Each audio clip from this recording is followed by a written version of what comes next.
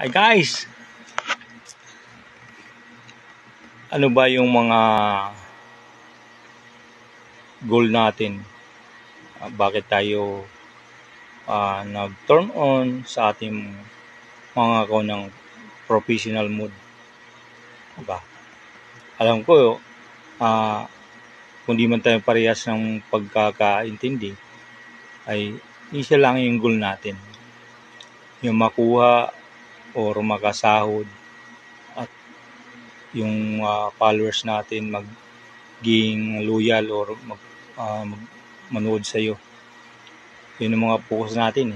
Either mayroon pa iba yung makikita natin na yung kanilang sinasaw dito kay Mita ay sinishare sa yung tamang taong pagbibigyan, di ba?